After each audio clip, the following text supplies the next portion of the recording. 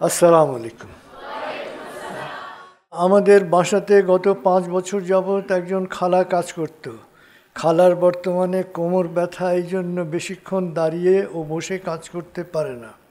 Doctor কয়েক মাস রেস্টে থাকতে বলেছেন। এই জন্যে ১ মাস হলো একজন বেশ বয়স্ক ৬০ বছর বয়স কাজের খালাকে আমার বাসায় দিয়েছে।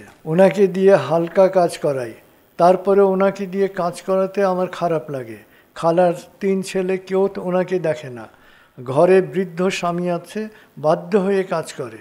আমি খালাকে বলেছি, আমাকে একজন মানুষ দেন, আমি আমার সাধ্য অনুযায়ী সাহায্য করব।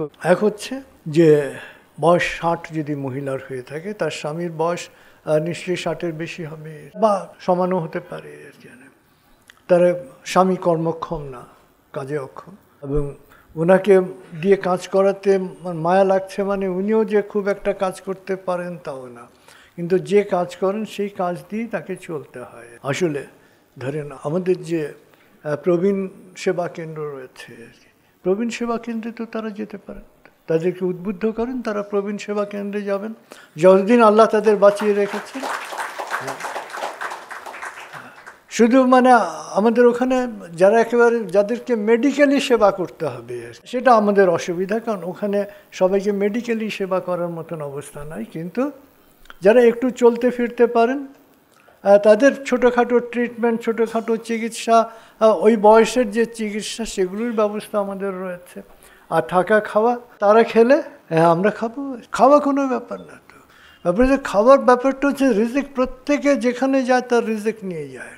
আপনি ইচ্ছে করলেই খাওয়াতে পারবেন না যদি রিজিকে না থাকে। আমি নিজে দেখেছি, ইচ্ছে করলেই খাওয়া যায় না, এবং ইচ্ছে করলেই মানে খাওয়ানোও যায় না। আমাদের নামাতে প্রবীণ সেবা কেন্দ্র রয়েছে, ওখানে তো আমরা এরকম যারা বয়স্ক, যারা প্রবীণ, তাদেরকে আমরা সেবা দিচ্ছি। এবং ওখানে আমরা ৫০, ৬০, ৭০ বাড়লে ১০০, ২০০ আমরা বাড়াবো, যত বাড়ানোর প্রয়োজন হবে আমরা বাড়াবো। অতএব আপনার এই খালা এবং খালু কোনো অসুবিধা নেই, ওখানে অনেক আছেন।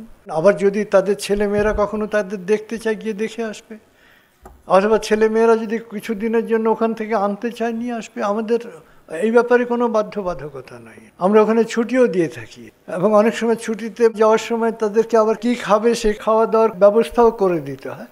কেন?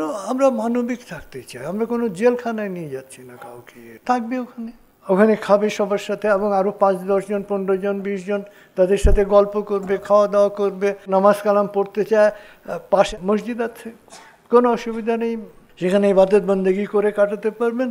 আর আল্লাহ তাআলা যখন নিয়ে যাবেন, তার যদি নিয়ে আসার কেউ না থাকে, আমাদের তো সেখানেও কোনো অসুবিধা নাই, আমাদের সমস্ত রকম ব্যবস্থা রয়েছে। আমরা আল্লাহ শুকরিয়া আদায় করি যে বাংলাদেশে আমরা একটি সংগঠন যে মাতৃমঙ্গল থেকে, অর্থাৎ ভ্রূণ থেকে শুরু করে কবর পর্যন্ত আমরা কাজ করছি। হাতে কখনো মন ছোট করবেন না। পাহাড়ে তো ধরেন মানে অনেক অনেক বৃদ্ধ, অনেক প্রবীণ আছেন, তারা যে কী পরিমাণ দোয়া করেন এটা বলে বোঝাতে পারবো না। ধরেন একজন বৃদ্ধ চোখে দেখেন না, তাকে যখন চিটাগংয়ে এনে অপারেশন করে সে যখন তার নাতির মুখটা দেখে, সে যখন তার ছেলের মুখটা দেখে দীর্ঘদিন পরে, এই আনন্দটা কি কাউকে বলে দিতে হয়? এবং তখন কি দোয়ার কথা কাউকে বলতে হয়?